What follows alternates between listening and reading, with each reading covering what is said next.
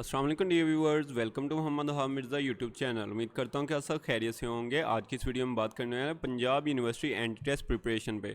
तो dear viewers, Punjab university के entry test की प्रिपरेशन के लिए हमने वर्बल रीजनिंग का पोर्शन शुरू किया था, जिसमें हमने सिनोनिम, एंटोनिम, एनालॉजीज और sentence completion based MCQ already discuss कर लिए थे। एक पोर्शन बच रहा था जो था कंप्रीहेंशन पैराग्राफ बेस्ड एमसीक्यू। तो कंप्रीहेंशन पैराग्राफ में से आपको 5 एमसीक्यू आएंगे पंजाब यूनिवर्सिटी के एंट्री टेस्ट में।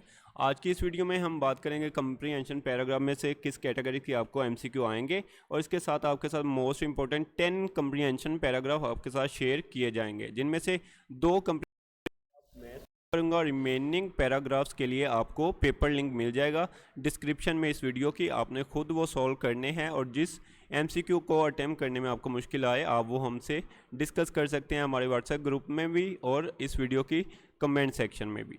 इस तरह का आपको एक पैराग्राफ आएगा, आपने इस पैराग्राफ को अच्छे से रीड करना है, और इस पैराग्राफ में ही आपको ये जो क्वेश्चंस नीचे 5 आएंगे, इन्हीं में से आपने वो आंसर करने होते हैं। तो इजी एमसीक्यू होते हैं, हलवा टाइप, इसमें कोई ज़्यादा डिफ़िकल्ट लेवल के एमसीक्यू नहीं आते। 4 एमसीक्यू आपको पैराग्राफ में से आएंगे, और एक एमसीक्यू जो लास्ट पे होगा ये आपको पार्ट्स ऑफ स्पीच की बेस पर पूछा जाएगा, लेकिन होगा वो भी पैराग्राफ में से ही। लेकिन आपका वो पार्ट्स ऑफ स्पीच या ग्रामर नॉलेज इंग्लिश का चेक करने के लिए आपको इस तरह थोड़ा सा एमसीक्यू दे देते हैं ट्रिकी, ठीक है।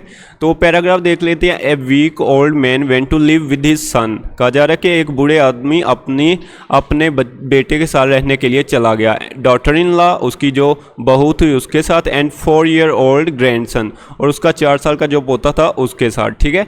The family at together at the table. सारी फैमिली जो थी एक टेबल पे बैठ के खाना खाती थी। But the elderly grandfather's shaky hands and failing sight made eating difficult. क्योंकि उसका जो वालिद था लड़के का वो बूढ़ा हो चुका था, इसलिए उसके हाथ जो थे कांपते थे, और उसकी आंख का जो व्यू आई साइड था उसका वो भी वीक हो चुका था, इसलिए उसके शेकी हैंड्स और फेलिंग आई साइड की वजह से उसको खाने में मुश्किल होती थी, ठीक है। Peas rolled off his spoon on the floor. कहा जा रहा है कि जो बीज थे, मटर थे या कोई भी इस तरह के थे, वो उसके चम्मच में से नीचे गिर जाते थे, ठीक है। When he grasped the glass, milk spilled on the table। क्योंकि उसके हाथ कांपते थे, तो जैसे ही उसने दूध का गिलास पकड़ा तो वो भी कांपने लग गया, और उसके टेबल जो था खाने का उस पे उसके कपड़े पर दूध गिर गया। The son and daughter in law became angry. इस वजह से उसका जो बेटा था और उसका जो पोता था और उसकी जो वालदा थी, इसकी बहू, वो दोनों गुस्सा हो गई, ठीक है। Something must be done about father. वो कहती है कि आपके वालिद के लिए कुछ हमें करना चाहिए, ठीक है। सेट द सन, उसके बेटे ने ये कहा, ठीक है। So the husband and wife set a small table in the corner.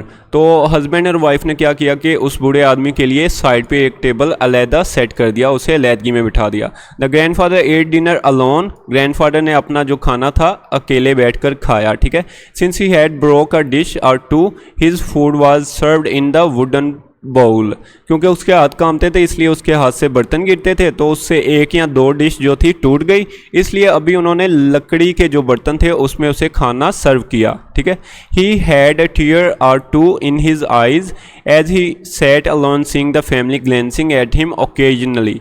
तो उसकी आंखों में, अकेले बैठ कर खाना खा रहा था, उसकी आंखों में आंसू आ रहे थे कि वो देख, और उसकी जो फैमिली थी, उसका बेटा था, उसकी बहू और उसका पोता जो 4 साल का था, वो बीच बीच में उसकी तरफ देख भी रहे थे, ठीक है। और इसकी वजह से उसकी आंखों में आंसू आ रहे थे कि मुझे अलहदा बिठाया हुआ है इन्होंने, और ख़ुद पूरी फैमिली एक साथ खाना खा रही है, ठीक है। The 4 year old watched it all in silence. उसके जो पोता था 4 साल का, उसने उसे खामोशी से देखता रहा, ठीक है।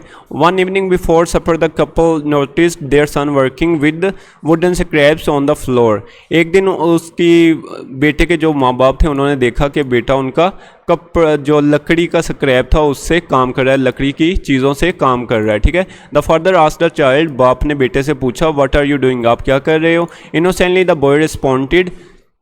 मासूमियत से उस लड़के ने जवाब दिया, oh I am making a little bowl for you and mama to eat you food in when you grow old. वो कहता है कि मैं आपके लिए और वालदा के लिए एक लकड़ी का बर्तन बना रहा हूँ, ताकि जब आप बूढ़े हों तो आपको भी जो उसका ग्रैंडफादर था उसकी तरह वो भी खाना खिलाए, मतलब अलहदा बिठा दे, उनको भी सही से ट्रीट ना करे, ठीक है। The parents were speechless. उसके वालदैन ये बात सुनकर हक्के बक्के रह गए, उनको कोई बात ही ना आई, ठीक है। They did not utter a word, उन्होंने एक भी लफ्ज़ मुँह से ना निकाला। But that evening the husband took grandfather's hand and gently led him back to the family. तो इस रात उसने क्या किया, उसका जो बेटा था बूढ़े आदमी का, उसने अपने बाप का हाथ पकड़ा और नरमी से या शाइस्तगी से उसको दोबारा अपने साथ फैमिली टेबल पे बिठा लिया, ठीक है। तो ये था पैराग्राफ। मतलब बेसिकली कहा गया कि एक बूढ़ा आदमी था, तो वो अपने जो बेटा था उसकी फैमिली में रहने के लिए चला गया। तो वो उसकी बूढ़ा था, तो उसके हाथ थरथराते थे और उसके जो था इस वजह से उससे बर्तन टूट गए, तो उसे अलैदगी में बिठा दिया। तो उसका जो पोता होता है वो ये सारी सूरत हाल देख कर कहता है कि मैं भी एक ऐसा बर्तन बनाऊंगा कि जिसमें मेरे वालिदैन जब बूढ़े हों तो उनको भी मैं ऐसे अलहदा बिठा के उनसे कुछ ना पूछूँ ना बताऊँ उनको, तो उनको अलहदगी में ऐसे खाना दूँ, ठीक है। तो इस वर्ड्स को सुनते ही उनके पेरेंट्स में अल्लाह का खौफ आ जाता है और वो दोबारा अपने जो वालिद था उनको दोबारा फैमिली टेबल पर बिठा लेते हैं। अभी आंसर देख लेते हैं। Elderly grandfather shaky hands and failing site. अभी नीचे ऑप्शन है मेड एवरीवन रूड, इसकी वजह से सबको उसने परेशान किया था, ये ठीक है। मतलब made sewing the shirt difficult, इस तरह की कोई इन्फॉर्मेशन नहीं है पैराग्राफ में, ये रॉन्ग हो गया।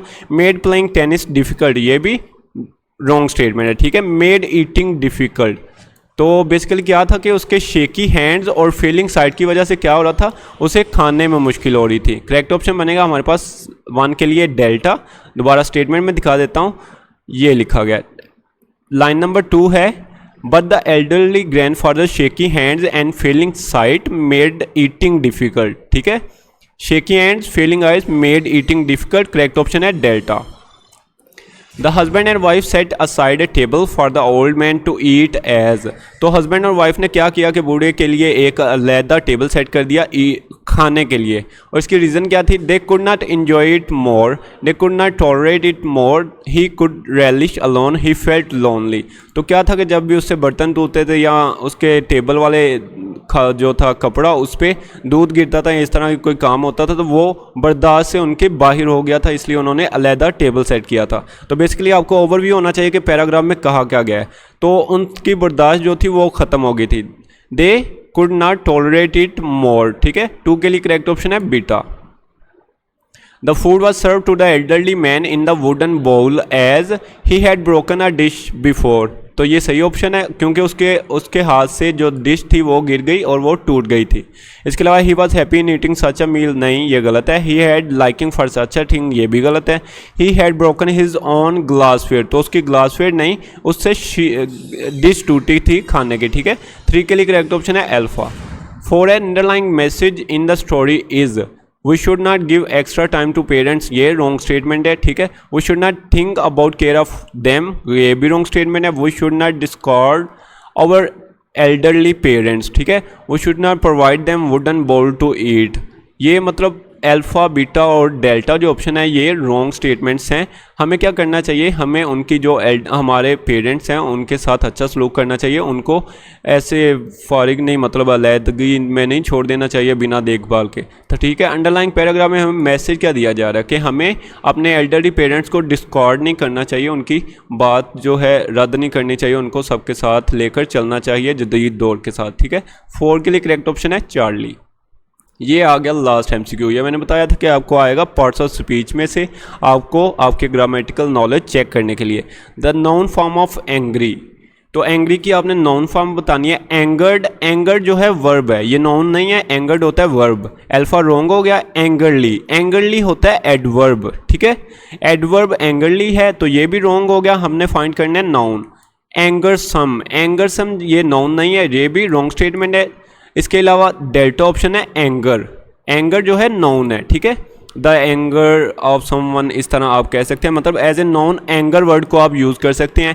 एंगर्ड या angrily as a noun use नहीं होगा। तो 5 के लिए करेक्ट ऑप्शन है डेल्टा। इसके अलावा आपसे noun, pronoun, adjective, verb, adverb, preposition, conjunction, interjection, article, 9 parts of speech है, 9 के 9 आपको पता होना चाहिए। उनकी डेफिनेशन और बेसिक्स आपने एग्जाम्पल याद रखनी है ताकि इस तरह के एमसीक्यू ज़्यादा डिफिकल्ट नहीं आते। सिंपल आपसे पूछा जाता है नाउन बता दें, इसका क्या होगा, प्रोनाउन क्या होगा, एडजेक्टिव क्या होगा या वर्ब क्या होगा, इस तरह का आपको एमसीक्यू आता है। इसके अलावा हो सकता है कि आपको प्रेपोजिशन बेस्ड एमसीक्यू बनाकर दे दें।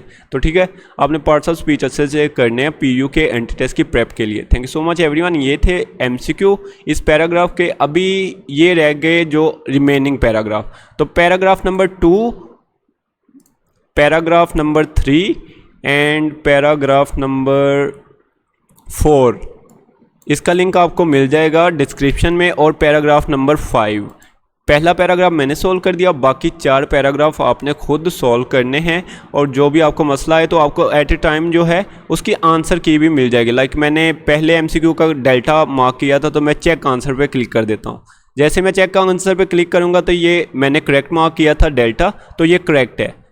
तो 2 के लिए करेक्ट ऑप्शन बनता था मेरे पास बीटा, तो बीटे पे मैंने क्लिक जो है टिक कर दिया, तो ये करेक्ट स्टेटमेंट है। लेकिन लेट सपोज मैं इसको कंसीडर करता हूँ कि अल्फा है, या मैं कह देता हूँ चार्ली मार्क कर देता हूँ, और चार्ली आपको पता है रॉन्ग स्टेटमेंट है। तो मैं चेक आंसर करता हूँ, जैसे मैं क्लिक करूँगा तो मुझे पता चल जाएगा कि चार्ली जो है रॉन्ग स्टेटमेंट है, और राइट स्टेटमेंट पे इस तरह का ग्रीन सर्कल आ जाएगा, मतलब बीटा ऑप्शन जो है करेक्ट है। इस तरह आप इजीली इन रिमेनिंग जो एमसीक्यू हैं उनको सॉल्व कर पाएंगे और अपने आंसर्स भी टाइम पर ही देख लेंगे। आपने पैराग्राफ रीड करने हैं अच्छे से, और देन आपने आंसर्स करने हैं।